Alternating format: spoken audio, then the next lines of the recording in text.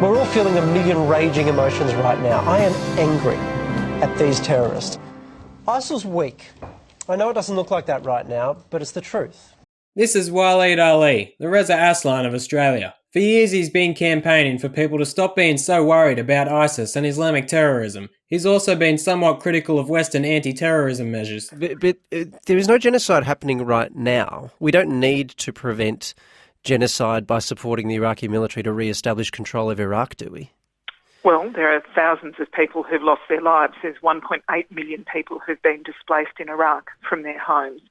I'm not really sure that you could downplay the seriousness of what's going on there. Now, in a segment on the project, Waleed Aly said some interesting things about the Paris attacks. He starts out by making a distinction between ISIL's leaders in Syria and their followers. What we don't know yet is if the attack was planned, ordered or funded by ISIL's leaders in Syria, because the problem is, this is what ISIL do. They take credit for any act of terrorism on Western soil so that they appear bigger and tougher than they actually are. And this is a distinction without a difference, because all that matters is the damage that ISIS and their influence have done, and the people that have suffered. Whether or not it was planned by leaders in Syria is fairly inconsequential. The result is the same.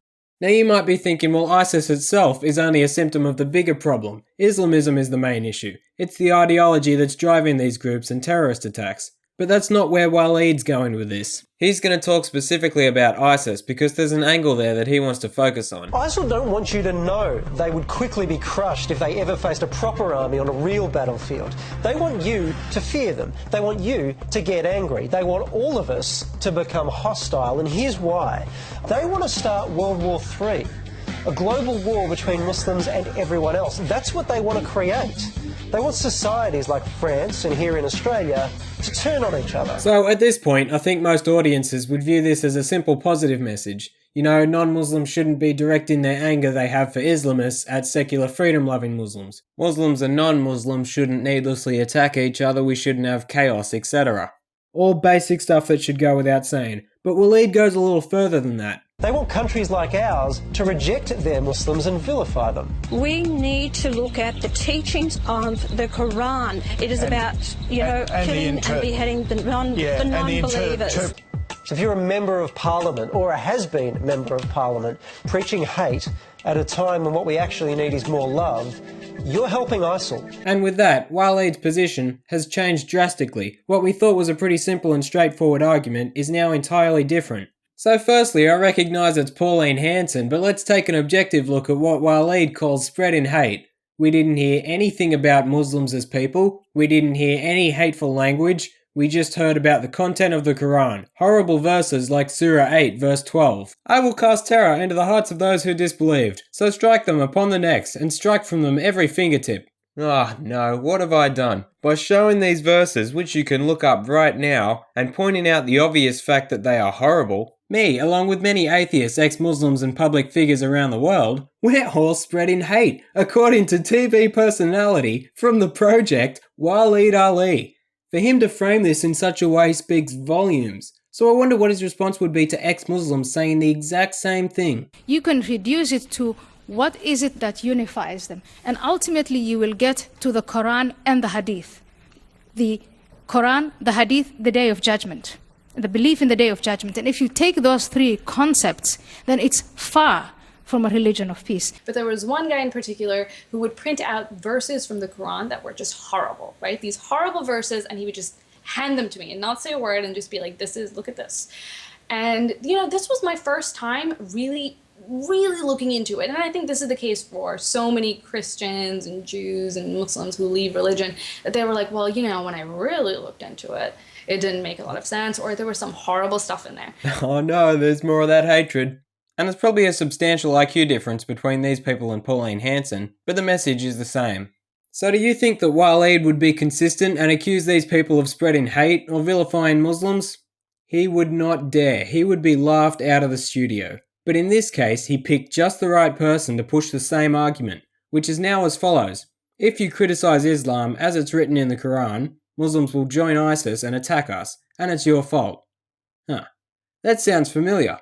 That's right, it's the exact same argument that's put forth by the Islamist group Hizb ut-Tahrir. When deconstructed, Waleed's argument is no longer a moral one against random bigotry and violence towards Muslims, it's against criticising Islam at all. Well, that should be very concerning for anyone who believes in secularism and freedom. Is Waleed Aly the kind of person who would blame the Charlie Hebdo victims for their own deaths? Let's go through his scenario step by step. So someone in the West criticises Islam, Muslim gets offended, Muslim sides with ISIS, and attacks the West. Now, at what point in this scenario do you think someone goes maybe just a little too far? Is it the point where a Muslim sides with ISIS perhaps? Do you not think people are entirely to blame for their own insane actions? Let's replace Muslims with, say, Christians in this example. There is widespread criticism and mockery of Christianity in the West, which is fine in a secular society. And we don't see Christians slaughtering people and shouting God is great. If a Christian tried to kill Tim Minchin for singing the Pope song, do you think anyone would blame Tim Minchin? Or would they blame the violent lunatic trying to kill him for singing a song? Muslims aren't animals, they're human beings with agency, so we should treat them like that. They should be held to the same standards as everyone else and expected not to join ISIS and not to kill people, because I think those things are unacceptable. But then again, that's just me. If you live in Australia, chances are you know about the former Grand Mufti of Australia comparing unveiled women to abandoned meat. He argued that if women don't cover up and they get sexually assaulted, it's their fault. Now let's see what happens if we apply some of the variables from that argument to Waleed's argument. So if we replace the individual criticising Islam with the woman not wearing a veil, and then the Muslim who joined ISIS with the offender, we see, oh, it's the exact same argument. It shifts the blame from the perpetrator to the victim. And I live in the real world, so of course I'm aware of the risks of criticising Islam, but if someone tries to kill me, they are entirely responsible for that. Criticising religion has yielded very good results for us. We need all Muslims to come to terms with the fact that their religion is not immune from criticism. I want to go back to Sarah Haider to show something. You know, some of my close friends decided they were going to be atheists. And you know, when you first leave religion, you become very ragey and, you know, aggressive. And so this was happening to my friends, and they started being aggressive towards me. Like, they would print out things from the Quran that, you know, these verses that were just horrific, right? And this was my first time being exposed to these things. I was like, no, Islam is wonderful to women, and, you know, because that's what you're told. Yes. And I mean, I remember being incredibly offended, right? I was offended. But that is what got me to look into it, because I was so intent on proving these people wrong. Right. I was like, they're wrong. They don't know what they're talking about. And then when I started looking into it and reading into it, I was like, oh, I'm wrong. You know, and it was very clear too. It really doesn't take much. Now notice what Sarah did. She didn't join a group like ISIS. She didn't resort to terrorism. She dealt with it like a reasonable person. Imagine that. She looked into it, and it ended up being a defining moment in her life. The problem is clearly not people criticising Islam. The problem is Islamism and violent jihad. And it should go without saying that if you resort to that, you are at fault. Waleed Aly could have put a good message out there, but after conflating criticism of the Quran with spreading hate, and blaming those who criticise Islam for helping ISIS rather than those who actually join ISIS, he failed miserably. And his dishonesty becomes even clearer when you realise he cut out an important part of the clip he showed. We need to look at the teachings of the Quran, and I see now that other leaders around the world in Egypt are coming out against it and said we need to revise what the teachings are in the Quran.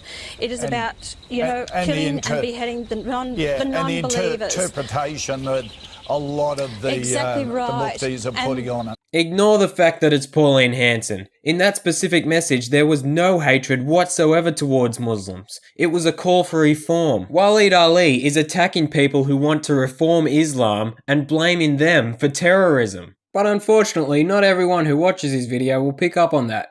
I want to show you something that is just amazing. I want to show you the top comments from the video when I came across it, just so you can get an idea of the kind of audience this appealed to. So what do we have here? I'm dumb, and I usually don't understand a single word of a smart person, but this guy is the shit. He actually speaks some facts. And this video will save the world. Please share as much as possible. Well, isn't that special? Waleed Aly, big with the intellectually challenged there.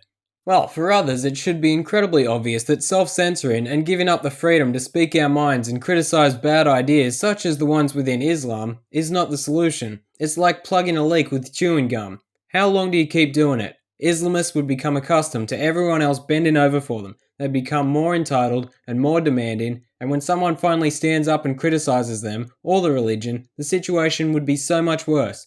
The solution isn't to appease and live in fear, the solution is to reform Islam. Speaking of reforming Islam, this is Maajid Nawaz. Both him and Waleed are Muslims and experts on countering terrorism. Only there's some important differences that I should highlight. Maajid feels that Muslims should be held to the same standards as everyone else. Waleed's position is self-evident. Maajid will never try to blame terrorism on criticism of Islam. Waleed's been doing just that for a long time. Maajid is willing to tackle the major problems within Islam. Waleed wants to do nothing and deny these problems exist. Maajid is a reformist Muslim. Waleed is an Islamic apologist. And this is how you tell the difference between a reformer and an apologist. Now, Sam Harris and Maajid Nawaz recently did a Lateline interview, which if you haven't seen, you really should. And this comes at a very important time. I think we're seeing the start of a reform. I think we're going to see more and more Muslim reformers come forward, and that'll encourage others and so on. And with any luck, Islamic apologists like Waleed Aly won't be able to get away with their bullshit obfuscation and blame shifting any longer when they're up against real progressive liberal Muslims who are actually fighting the problem. Because if there's hope for a less extreme Islam, then it's these Muslims that'll bring that about, and not solutionless phonies like Waleed Aly. It's incorrect for we, as Muslims, and generally, actually, I'd say those on the left of centre in this debate, to insist that Islamists and jihadists have nothing to do with Islam. That's actually an exercise in dishonesty. Of course they have something to do with Islam. I would argue it's equally incorrect to say that they are Islam per se, because of course I'm a Muslim and I'm not ISIS, I'm not an Islamist. And so I think the answer is somewhere in the middle, and that is that they have something to do with Islam. And the something there is that they are using certain passages in the scripture, as Sam correctly mentioned. There are passages in the scripture that they can resort to. So they have a plausible reading of scripture. The challenge, and this is more a plea that I make here on your show to my fellow Muslims in Australia, and that is that we as Muslims have a task ahead of us, a monumentous task ahead of us, and that is to begin the process of adapting, of reinterpreting our scriptures for the modern day and age. Now, I think the task ahead of us is summarized best in one sentence, and that is that Islamism, this ideology I refer to, must be intellectually terminated, whereas Islam, the religion, simply must be reformed to adjust to modernity, and that's something we've had for centuries, known by Muslims as the process of ijtihad, or reinterpretation of the scripture. The scripture itself can cater for that process. Unfortunately, many Muslims today, instead of rising to that challenge, are incredibly defensive when it comes to this.